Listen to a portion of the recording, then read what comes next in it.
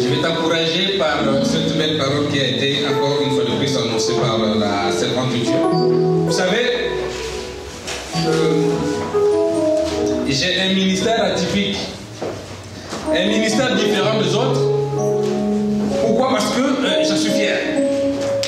Parce que le Seigneur me parle d'une manière extraordinaire et différente de d'autres serviteurs. Vous savez, là où on est,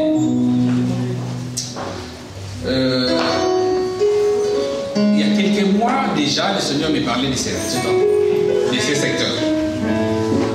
J'ai dormi chez moi tranquillement un jour du février 1997. Tu n'étais pas bon né pour autre personne. Ou tu étais encore un bébé avec des couches. Et moi j'entendais cette voix-là qui me disait: quitte Évreux à Normandie et tu vas dans une ville qui s'appelle Argenteuil et Belzon. Je ne connaissais pas ça. J'habitais Normandie à l'époque. J'ai obéi à la voix de Dieu. Il me dit: tu sais là où je vais t'installer. Au début de ce rêve, je croyais que c'était juste un cauchemar. Je dis: Belzon, Argenteuil, vous savez, il y a 36 000 communes en France. Donc il est impossible de connaître toutes les communes. Je me réveille le matin, j'ai dit: je vais me renseigner quand même au niveau des SNCF à Normandie, à Évreux, pour savoir si ces villes existent. Et c'est de là où j'avais eu la conviction qu'effectivement ces villes existent. Je pris mon train jusqu'à Saint-Lazare, et de Saint-Lazare, je me renseigne comment arriver à Belzon, Argenteuil. On me donne des indications. J'arrive sur le pont de Belzon. Je constatais exactement que le panneau Belzon, Argenteuil existe. Je priais Dieu, je louais Dieu. Il m'a dit: c'est là où tu vas t'installer. Je dis: mais je vais t'installer où? Il m'a dit: tu as ta Bible et tu as moi. Alors tu vas aller. Vous savez, la plupart des églises, ça s'écrit en divisant. On était 10, je parle, j'avais 10 personnes. Mais moi, le Seigneur me dit: tu as la Bible et tu as moi. Donc vas-y. Je dis: mais voilà, il est temps de expérimenter si réellement ce Dieu-là existe. J'arrive et j'ai commencé à chercher où exactement. J'ai vu Belzon. Mais Argenteuil, si on me dit, c'est un peu plus loin. D'accord. Au moins, je suis rassuré, les deux villes existent. Donc, c'est Dieu qui a parlé. Alors, j'ai commencé à demander: mais comment je veux m'installer? Il me dit: tu rentreras 14 jours en jeûne de prière, cherche ma face et je te donnerai des indications. Je rentre en prière à Écouen, c'était la première fois que je découvre Écouen, et je vois ces panneaux-là affichés. Je l'amène de partout quand je me lève. Centre mondial d'évangélisation, Église évangélique, la voix de l'Éternel, et ces versets-là. Au 12e jour de jeûne de prière, c'était la première fois de ma vie que je passe 14 jours sans manger ou boire. Je me rappelle, le 12e jour, je marchais à peine à 4 pattes. J'étais épuisé. J'ouvre ma Bible et me dit, c'est verset-là: désormais, mes yeux et mes oreilles s'éveillent. Amen. Je sors de ce moment-là, et là où j'avais organisé le premier événement que je vous ai annoncé, parler un jour avec le prophète Élie qui était venu au 20e anniversaire. Dieu s'est expérimenté d'une manière très puissante. Je regarde, je dis: donc du coup l'église c'est la voix de l'Éternel. Je dis: tu entendras ma voix et tu verras ce que tu veux. J'ai commencé, vous savez, quand on bâtit, c'est difficile. Tout seul. Ma femme n'était pas encore là, les enfants n'étaient pas encore là. J'ai commencé à travailler. Il y a des cultes où je faisais. Alors je dis: mais je vais faire où? Je croise une dame sur le pont de défense, le garde de défense. Le Seigneur commençait à me parler sur la vie de cette femme. C'est cette femme-là qui m'a ouvert la porte pour commencer une cellule de prière. On est fiers de ce qu'on a fait. Dimanche dernier, j'ai regardé l'équipe de protocole, j'ai pris le fond d'habitude. Je dis: on était 210 personnes, mais il manquait encore beaucoup de personnes. Donc en fait, le travail qu'on a accompli ensemble avec vous et le Saint-Esprit, on arrive à 300 personnes. Béni le Seigneur. C'est passé, il m'a dit. Alors, pendant le confinement, j'étais en prière.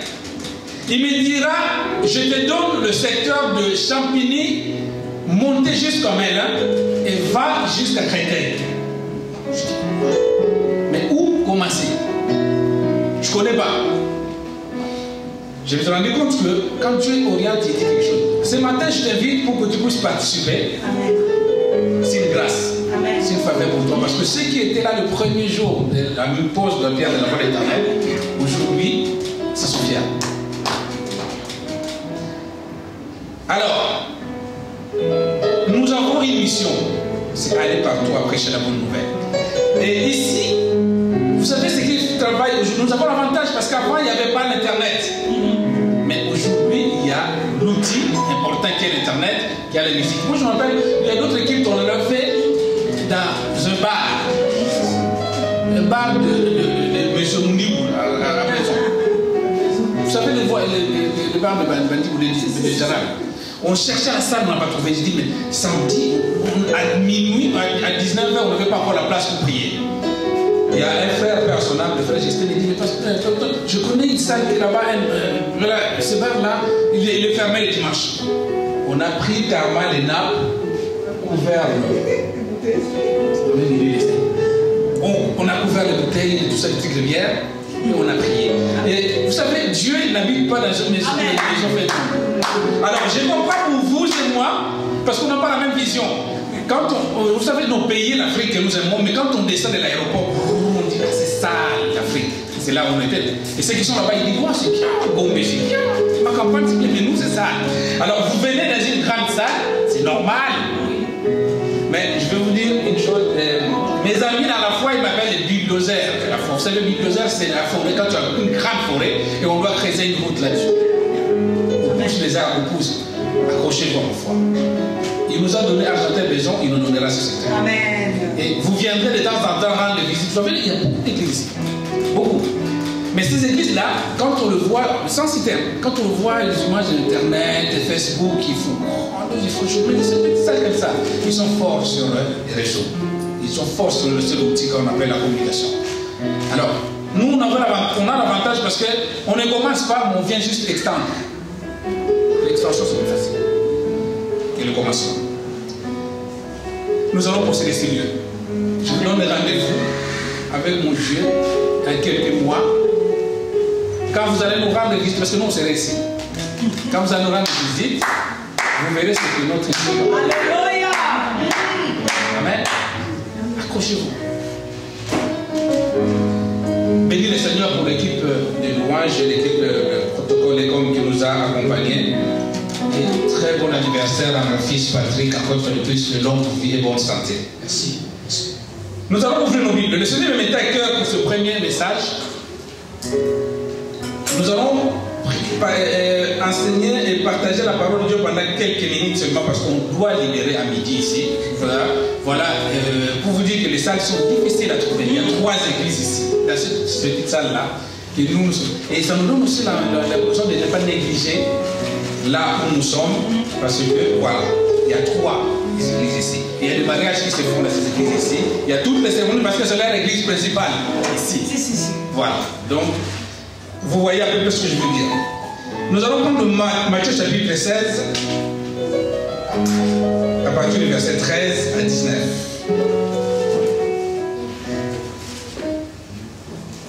Matthieu chapitre 16, 13 à 19.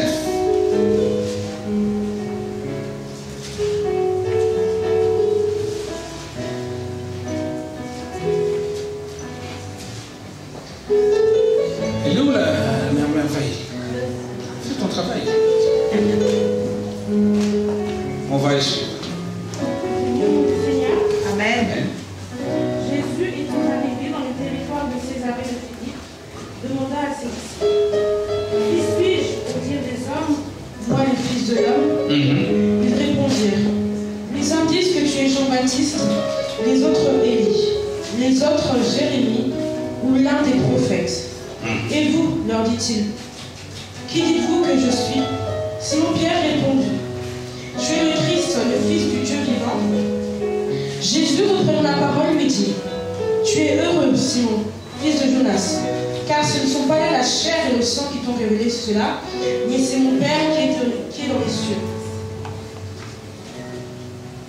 Et moi, je te dis que tu es Pierre, et que sur ce roc, je bâtirai mon église, et que les portes du séjour des morts ne prévaudront point contre elle. Je te donnerai les clés du royaume des cieux.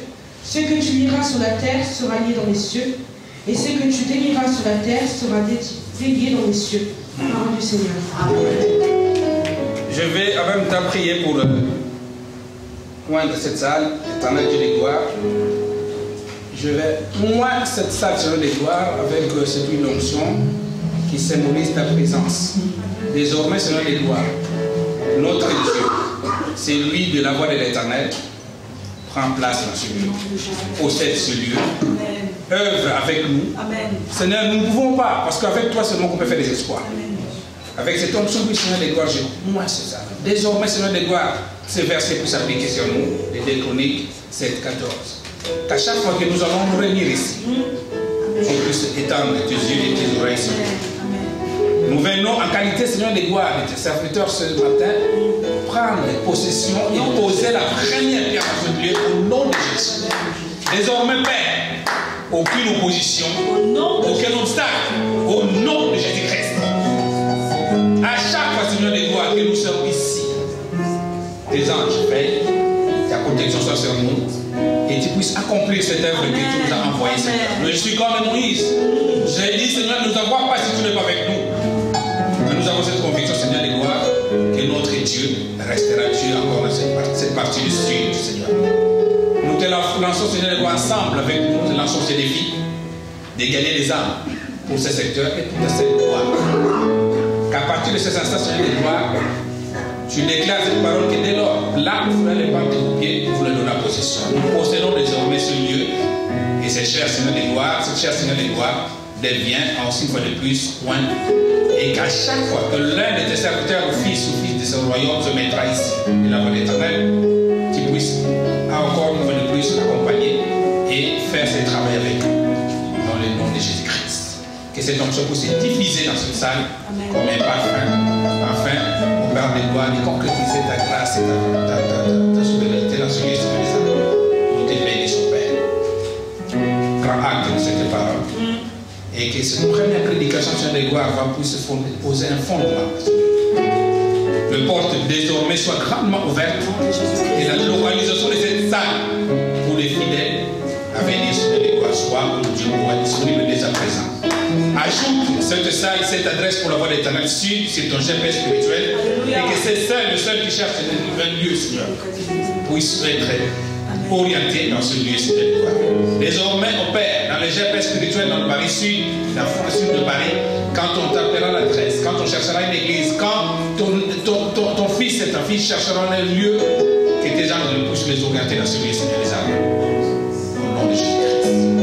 Nous serons là simplement pour constater ce que tu vas faire avec nous et te rendre toutes les gloires et les honneurs. Au nom de Jésus-Christ, nous avons ainsi prié. Amen. Alors, je parlerai rapidement. Commencer aujourd'hui, je ne termine pas, ce qu'on appelle les 7 principes de croissance de l'Église.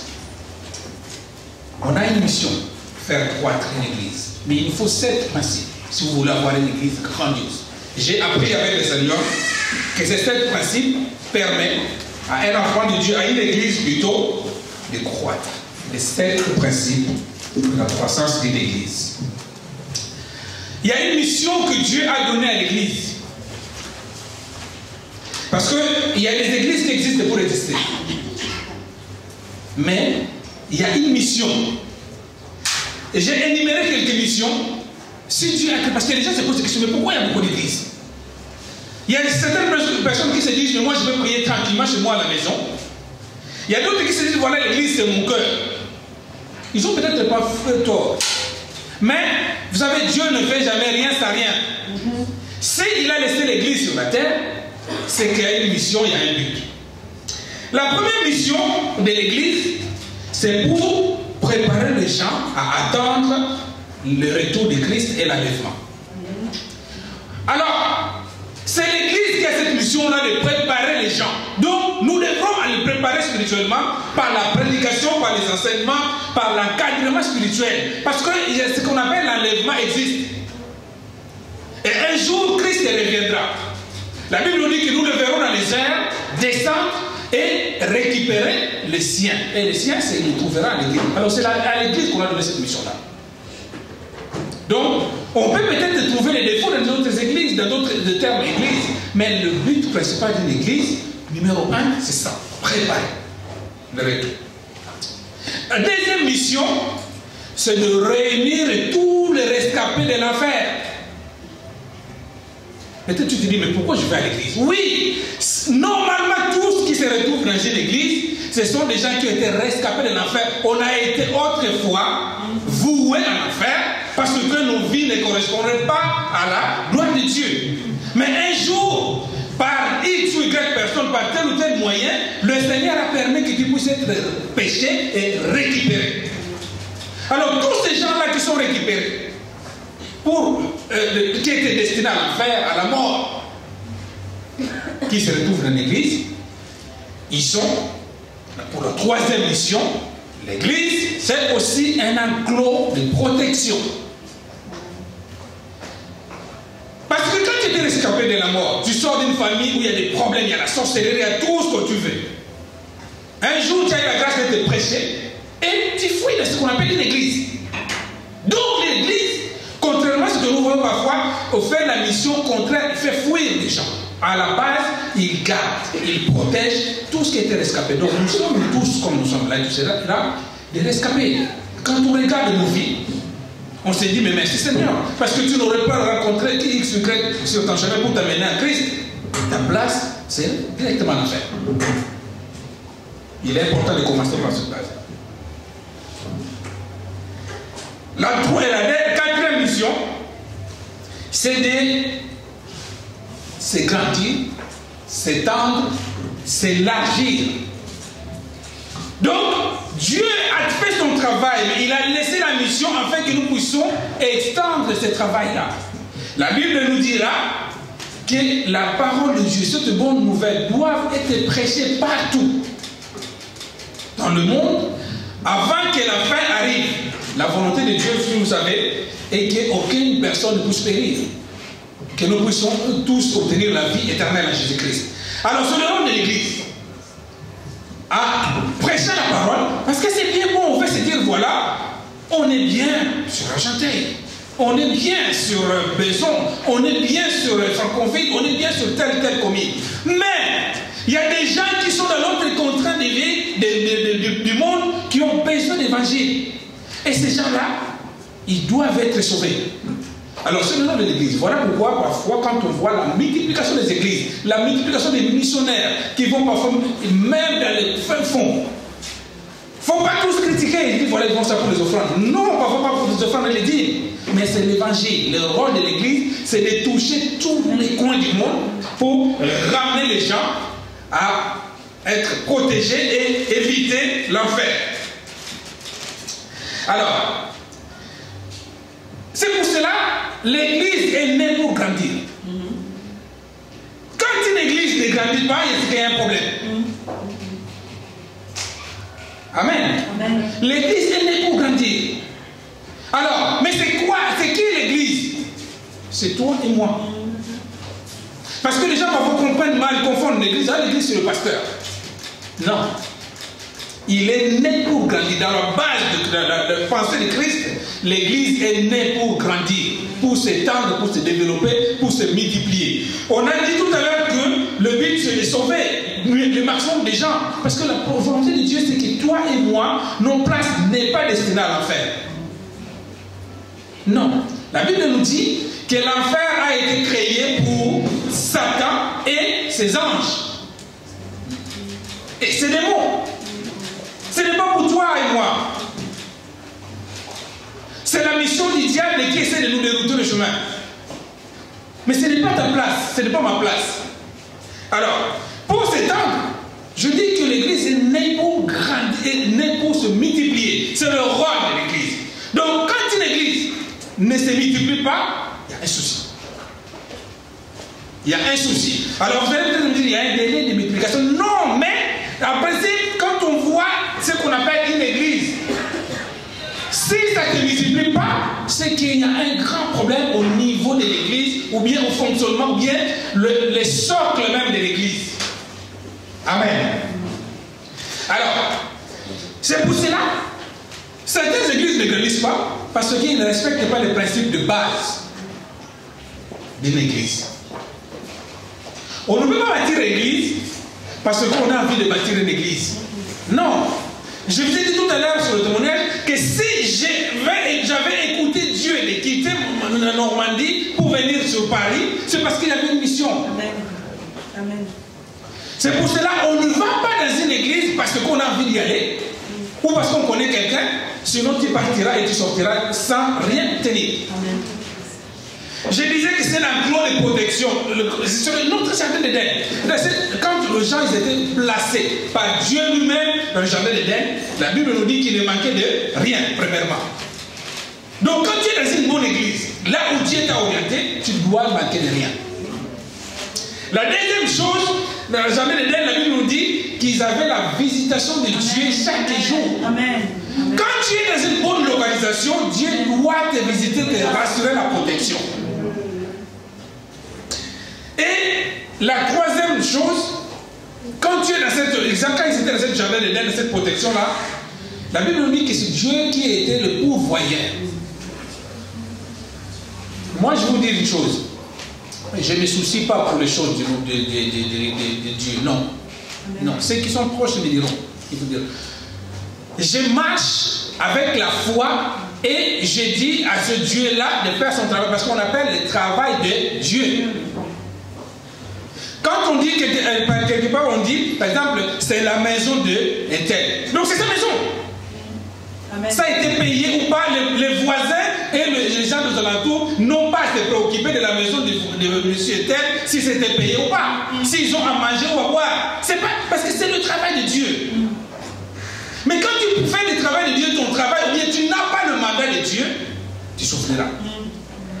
Quand tu vas quelque part pour prier parce que j'ai envie d'aller prier ou bien de rejoindre des gens que j'aime, tu ne vas pas bénéficier de ces trois choses. Tu n'auras aucune discrétion de Dieu.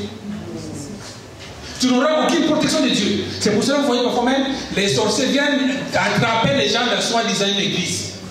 Ce n'est pas normal. Alors c'est pour cela qu'il y a des principes à respecter pour une croissance. Le premier principe, c'est de donner les gens envie de revenir et de venir à l'église. Le premier principe de l'église. C'est-à-dire, premier principe, donc il faut que l'église puisse avoir cet objectif-là, de donner les gens l'envie de venir et de revenir. Parce que venir, c'est bien. Nous voyons beaucoup de gens dans nos églises, ils viennent au culte. Amen. Mais le but, ce n'est pas qu'ils viennent seulement ce dimanche-là, mais il faut les inciter à revenir. On a dit tout à l'heure que l'église doit exister tant que le monde existe. L'église va seulement s'arrêter les jours où l'enlèvement va se faire. Donc, il faut donner les gens envie de venir à l'église et de revenir. Combien aujourd'hui, je dis souvent, même quand on voit on a 10 000 chrétiens dans ton église, 10 000 membres, il ne faut même pas se réjouir. Parce que si on compte le nombre de gens qui sont à la maison, dites découragés, ils sont beaucoup plus nombreux que ceux qui fréquentent les églises tout ensemble. C'est un souci. C'est un souci que l'église doit comprendre. Faisons cela, ce calcul, vous allez voir. Si on réunit dans tout Paris et région parisienne le nombre d'églises qui existent et le nombre de fidèles qui fréquentent ces églises-là, et on fait le total de ceux qui sont restés à la maison, pour des raisons dites, découragés par les pasteurs, découragés par telle église, ils sont beaucoup plus nombreux que ceux qui sont dans les églises. C'est un problème. C'est pour ça que nous avons du mal. C'est un problème. Et ce problème-là, c'est la faute de l'église. Parce que quand on demandera à ces gens-là, pourquoi tu es resté dans la maison? Il a un jour à franchir la porte d'une église, mais il est resté. Pourquoi? Parce que l'église n'a pas suggéré sa mission. Et il y a un danger, c'est que pour faire revenir les gens et laisser les gens envie de venir, c'est une tâche qui est réservée à l'église. Alors pour cela, toujours on est dans le premier principe. Donc le premier principe, je dis, inviter et garder ces gens-là. Donner envie. Combien de gens, ça nous est arrivé, on t'invite dans une église, dimanche prochain, tu n'as plus envie de revenir. C'est qu'il y a un problème. Alors, pour cela, pour la croissance d'une église, pour donner l'envie de revenir, venir et revenir, il faut quelques sous-points que j'ai aussi soulevés là-bas. Premièrement, il faut l'engagement. Les chrétiens aujourd'hui ne s'engagent pas comme ils se doivent. Regardez l'église primitive. Et aujourd'hui, pour avoir quelques personnes qui sont engagées, il faut, ce sont à compter à bout du doigt. Une église peut avoir 10 000 personnes, mais parfois 50 seulement qui sont engagées. L'engagement. Par l'engagement, je veux dire quoi? Dieu attend de toi et moi, frères et sœurs. Chacun a un rôle à jouer sur ce monde. Chacun a un rôle à jouer parce que tu as un don et un talent à toi.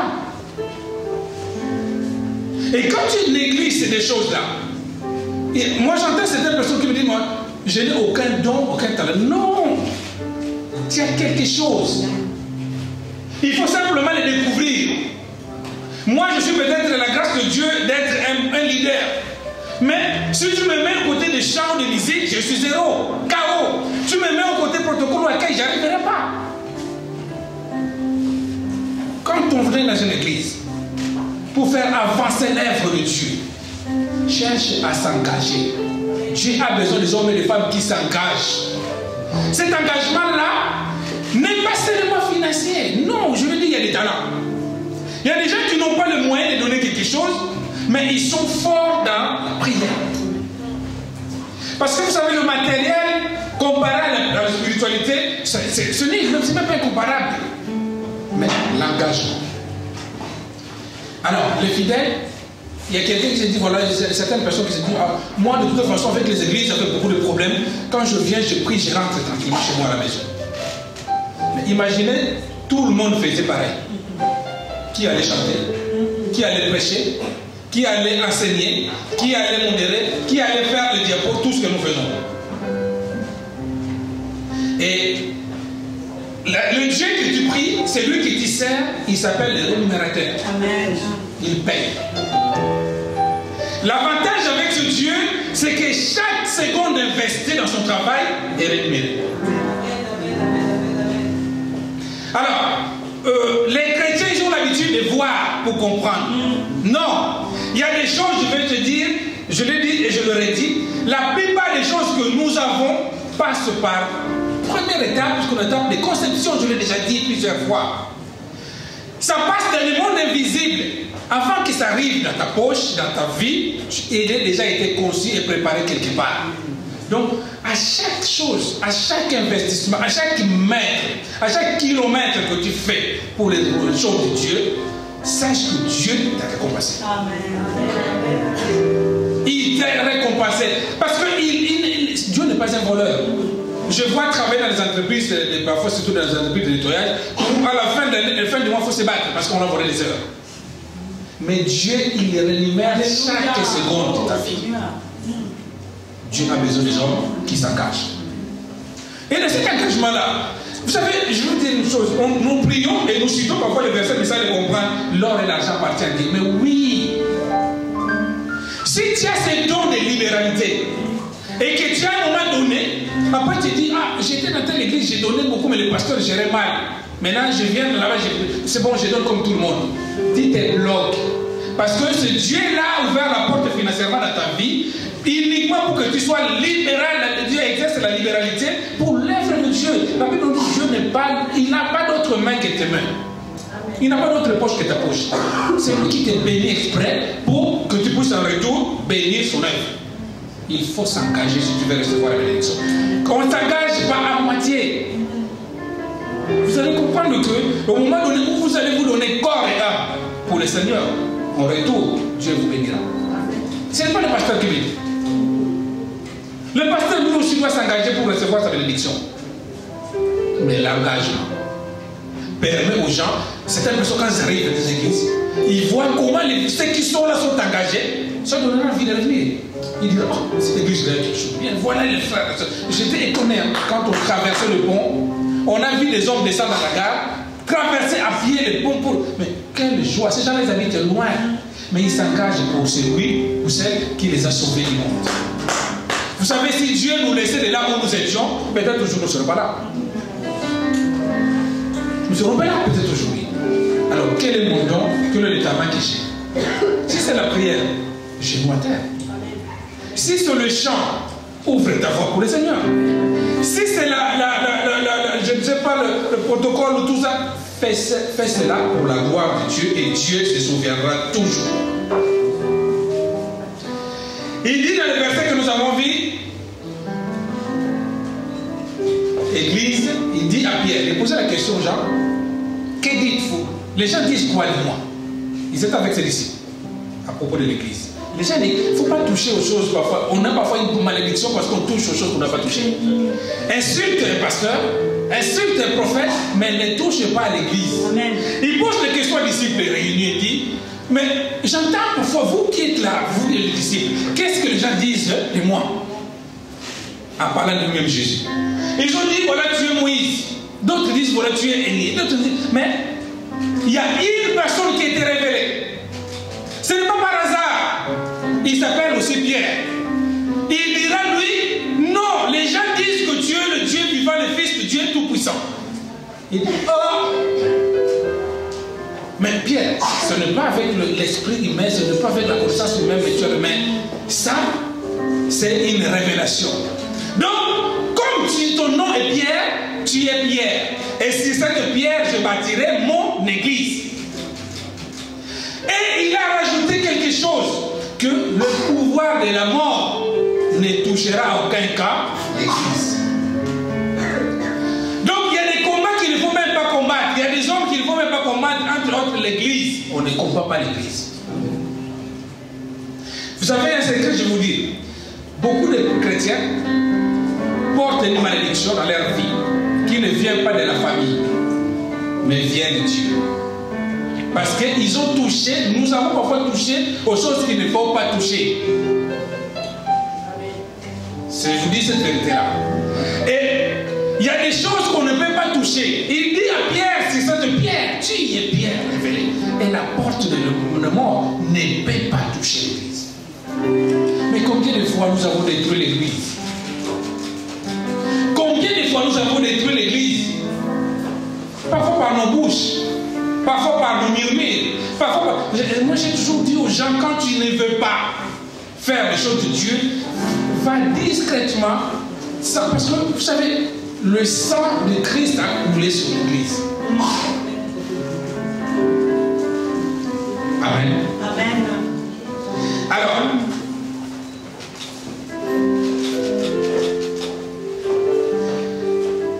la mission de Dieu, je le dis, cet engagement-là, il est important pour toi. C'est l'un des moteurs qui peut faire fonctionner l'église. Parce que il prend l'exemple de l'église comme le corps. Le corps est composé de beaucoup de membres. Alors, si toi, le bras gauche, la main droite, les yeux qui ne t'engagent pas, lève le Dieu avancera toujours, mais sans toi. Alors, il y a une chose que j'aime rappeler. Moi, j'ai cet objectif-là. S'il y a la possibilité, je ne veux pas voir une chose de Dieu se faire sans moi. Amen. J'ai dû participer. Je l'ai dit au début. Ce que nous avons fait ce matin, le ciel Alléluia. nous le rendra. Amen. Nous le rendra. Et ce que tu feras demain pour la prière dans ce lieu, le ciel te le rendra. Dieu cherche des hommes et des femmes qui s'engagent. Ils aiment des hommes qui s'engagent. Alors, quand on dit l'engagement, sache qu'il y a des coups. Il y a ce qu'on appelle des vents contraires. Mais il faut des hommes et des femmes qui s'engagent. Les églises d'aujourd'hui, il y a peu de gens qui s'engagent. Tu peux voir 100 personnes, mais parfois 10 engagés. On a vu parfois dans le monde un concert de tel artiste mondain. Il y a 10 millions de personnes qui s'engagent pour soutenir ce concert. Dieu a besoin des hommes et des femmes qui s'engagent pour sa transformation personnelle. Il a besoin de ces hommes. L'église a besoin de grandir. Parce qu'il y a beaucoup de gens qui sont encore dans le monde. Et si tu ne t'engages pas, personne ne pourra le faire à ta place.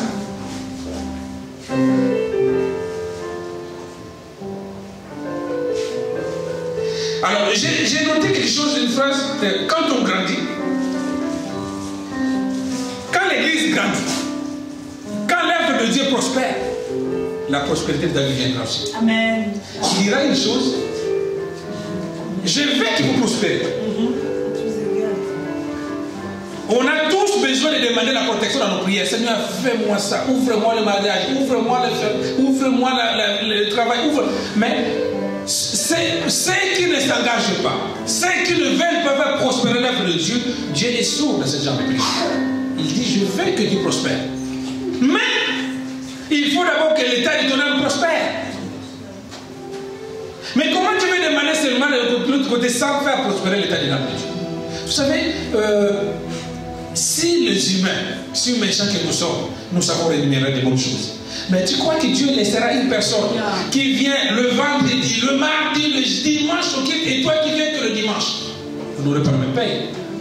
Vous n'aurez pas la même paye. Non. Engage. Ce jour-là, tu seras fier. Et se dire, Seigneur, j'entre dans le paradis avec toi, mais regardez telle personne qui sont là parce que moi j'ai été aussi. Mais un chrétien qui n'a jamais ramené une autre personne dans l'enclos de Dieu, c'est qu'il n'est pas chrétien, il a un problème. Il a un problème. Parce que nos œuvres parlent et nous attirons les gens par rapport à nos œuvres. Amen. Amen. Amen. L'évangélisation, ce n'est pas seulement les tracts ou les réseaux sociaux, non. Mais la vraie évangélisation qui fait gagner les âmes et piller l'enfer, c'est nos changements, nos comportements. Beaucoup ne se prient plus parce que nous qui sommes de l'église, nous avons un comportement qui n'attire pas. Qui n'attire pas.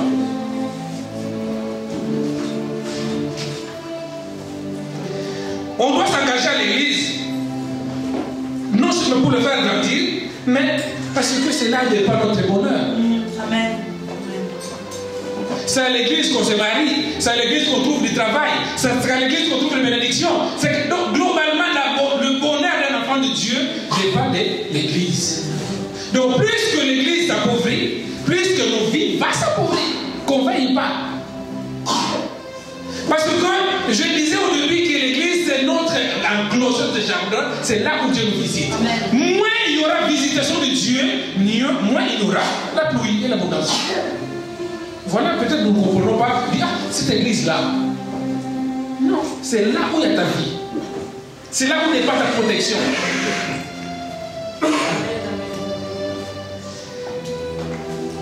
Dans Actes chapitre 2, verset 47, Acte 2, 47, il dirait, et quand tu vu les gens qui sont engagés, la Bible nous dit que le nombre de gens s'ajoutait. Mais dans nos églises aujourd'hui, le nombre de gens diminue. Amen. Le nombre de gens dans nos églises diminue.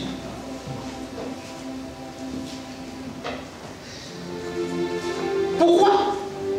Parce qu'on est toujours dans le même premier point. Parce qu'il y a certains facteurs qui attirent les gens en Christ. Vous allez noter quelques facteurs que je dis qui attirent les gens en Christ. Le premier facteur, une église qui attire, c'est une église où la plénitude du Saint-Esprit se manifeste.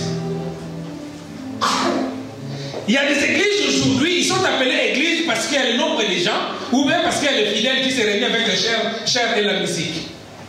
C'est pas ça l'église. Dans l'église primitive, on dirait on dirait que ça s'est multiplié, il n'y avait pas de sainteté. Moi, quand j'avais commencé à prier Dieu, j'avais mes 12 ans, on avait des tam-tams et puis dans l'église de quartier. Mais Dieu s'est manifesté. Amen, amen. Nous devrons laisser la place au Saint-Esprit dans notre église. Là où il y a le Saint-Esprit, l'onction de Dieu est là. Et l'onction attire. Mais est-ce que la faute est à qui? C'est à l'église? Non seulement. Parce que je dis l'église est composée aux hommes et des femmes. Nous avons besoin aujourd'hui, nous les chrétiens, d'être remplis de l'Esprit de Dieu. On est tous baptisés par l'eau, c'est bien. Mais on revient dans une église de 10 000 personnes, il y a peut-être 10 personnes qui sont baptisées de l'Esprit.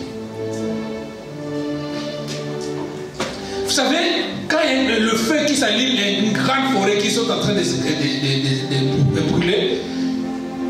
Le seul extincteur parfois ne suffit pas. Il faut des Canadiens. L'Église a besoin aujourd'hui d'une armée, des hommes et des femmes qui sont remplis de Saint-Esprit. Alors la question doit se poser, est-ce que l'Église est composée des hommes et des femmes qui sont loin? Quand on parle de l'onction, les gens pensent directement au pasteur, au serviteur. Non! La Bible nous dit que quand tu seras baptisé d'eau, il y a une étape qui viendra. C'est lui qui est plus fort que le pasteur, qui est plus fort que le prophète et l'archibishop, doit te baptiser du Saint-Esprit et du feu. Le baptême du Saint-Esprit, quelqu'un quand il est baptisé du Saint-Esprit, c'est ce qu'on appelle, cette personne-là, il est immunisé. Il y a des chrétiens qui sont vulnérables. Tu vas dire, mais je prie, mais regarde ma vie. Le diable n'a pas peur d'attaquer quelqu'un parce qu'il prie. Non. Le diable n'a pas peur, les sorciers n'ont pas peur de venir te bouffer parce que tu pries. Non. Parce que il y a certains démons qui prient. Il y a certains sorciers qui prient plus que toi. Moi, j'ai visité certaines églises, surtout des églises de fin fond, là, les églises, c'est là, tu verras, le vieux là, il prie fort. Mais un grand sorcier. Mais le diable a peur de quelqu'un qui est loin du Saint-Esprit. Nous devons tous demander que le Seigneur nous remplisse de son onction, de sa puissance. Voilà pourquoi. Le Saint-Esprit n'est pas pourquoi dans ton corps, dans ma vie. Pourquoi? Parce qu'il y a un mélange encore. Le mélange déjà, ça passe par avec Dieu. Il y a encore un mélange. Jésus, il est tellement un peu plus relax, un peu plus cool. Puis il peut accepter dans la vie d'une personne où il y a un peu un mélange, un peu du monde, un peu du Christ. Mais le Saint-Esprit, lui, il est 3, 5, il n'aime pas la sainteté. Le diable, il a peur des corps, des hommes et des femmes qui sont loin spirituellement, qui sont baptisés de l'Esprit. Amen. Amen. Amen. Alors, l'échec de l'église, parce qu'il y a plein de gens qui sont baptisés de l'Esprit. Baptisons une église avec des hommes loin. Avec des hommes loin. Comment faire être rempli du Saint-Esprit? C'est simple. Il n'y a pas de démarche à faire. Beaucoup de démarches à faire. C'est simplement ouvrir son cœur à Jésus-Christ, laisser partir tout le vieil nature, tout ce qui n'a pas place, qui pue dans nos cœurs. Laisse-les partir. La haine, la jalousie, il y a tout. Mais je vois parfois certains serviteurs, il est serviteur et alcoolique.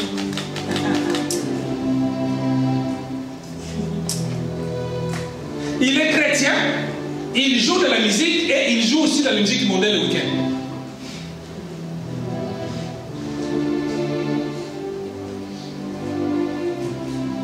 La plénitude du Saint-Esprit. Quand vous avez une église où la majorité des gens sont baptisés du Saint-Esprit, vous allez voir, il est aujourd'hui, c'est rare dans nos cultes, dans nos rencontres, de voir même une petite coupe du Saint-Esprit, parfois même ne fût qu'un peu de bouger de cette visitation du Saint-Esprit, c'est difficile, les gens sont de marre. De manière qu'ils ont rentré, de manière qu'ils repartiront. Amen. Peuple de Dieu, les temps est court, nous courons vers les temps. Dieu, quand Dieu est là, son esprit est là, il nous rend ivre. Amen. Il nous rend ivre. Tu ne peux pas, mais regarder le moment d'adoration, il y a des gens, les yeux. Mais tu cherches, mais quand tu tournes, je dirais à quelqu'un, mais quand tu tournes de gauche à droite, mais si le Seigneur lui-même descend, tu vas fuir. Parce que tu vas dire une présence à côté. Mais soyons concentrés pour le chemin. Dieu a besoin de baptiser cet esprit. C'est une prière. Dis Seigneur, enlève à moi tout ce que tu trouveras qui t'empêche, que tu puisses t'installer. Il attend que ça. Il dira dans Apocalypse 20, il dit, je mets 3, 20, je dis, je me mets, mais Dieu à la porte. Yes. Si tu ouvres, moi j'entrerai. Yes. Donne l'occasion au Saint-Esprit de rentrer. Donne l'occasion au Saint-Esprit de rentrer. Nous avons perdu 1 heure aujourd'hui, parce que c'est le premier jour. C'est pas grave. Le but c'est que nous puissions introduire. Amen. Parce que là, dans 10 minutes, personne ne peut venir. La deuxième chose, c'est là où je vais vite terminer. Une église qui attire, qui a la croissance, non seulement la plénitude du Saint-Esprit, mais il annonce une parole prise. et révélée. Une parole brute et révélée. Aujourd'hui, dans certaines églises, dans nos églises, nous prêchons la parole pour faire plaisir aux gens. Regardez bien sur les réseaux sociaux, quand il y a une prédication qui est sur l'onction, 10 millions de vues. Quand il y a une prédication qui est sur comment recevoir 1 milliard de vues. Quand il y a une prédication sur je veux dire, le mariage, 150 milliards de vues. Mais quand il y a une prédication sur la sainteté et le Saint-Esprit, 2 vues. Soyons sérieux, peuple de Dieu. À quoi servirait le mariage, le bonheur, les villas, les belles voitures, si tu perds ton âme? Et certains pasteurs, ils ont peur de prêcher la parole, sinon je vais faire fuir les gens. Non, le péché, ça s'appelle péché. Et c'est dans l'intérêt de toi et des prédicateurs. Moi, j'aime pas ce qu'on appelle l'évangile dilué. C'est des bons coca, mon père met de l'eau pour diminuer le tout. Quand tu le bois, ce n'est pas le même goût. La parole de Dieu doit être prêchée plus telle que c'est annoncé. Et regardez aujourd'hui un prédicateur qui dira, comme Jean-Baptiste, il dirait race de vipères. Mais ce jour-là, sur Facebook, le pasteur là, ne sera pas tout. Il nous a incité race de vipères. Mais Jean-Baptiste disait race de vipères. Qui vous a dit à fuir la colère de Dieu? Peuple de Dieu, l'état est court. Rappelez-vous, Jésus dit, le but de l'église, quand on est réunis là, c'est pour se préparer. Le royaume de Dieu peut devenir, Christ peut devenir demain. La question est posée, où est ma place? Où sera ma place? Amen. L'objectif, le Seigneur me met à cœur de développer cet enseignement. Il y a encore beaucoup de points, mais nous voulons faire, il y a beaucoup d'assemblées ici. Beaucoup. Mais nous voulons amener notre marque spéciale. C'est l'évangile de Jésus-Christ, prêché. Et de là, au lieu de faire aucune démarche, moi je ne fais aucune démarche aujourd'hui. C'est Dieu qui a envoyé lui-même, comme il a rajouté à l'église primitive. Si nous sommes remplis de l'Esprit de Dieu et que nous marchons vraiment dans la sainteté, la grâce de Dieu, les gens deviendront. On a entendu installer une église à Villeneuve-le-Roi qui s'appelle le Bon Éternel. Il est où cette église, cette adresse? Les gens viendront. Et toi et moi, par ton changement de caractère, de comportement, nous allons attirer. L'onction attire. Même ceux qui cherchent le bonheur, le mariage, la bénédiction, une fille qui est lointe, il attirera les hommes spirituels. Mais voilà pourquoi les filles qui ne sont pas bénies, parce qu'ils attirent ce que un aimant ne peut qu'attirer du fer. Jamais un aimant peut tirer du bois. Si toi, la fille ou l'homme, tu es spirituel, tu attireras les hommes et les femmes spirituelles. Amen. Que Dieu vous bénisse. Amen.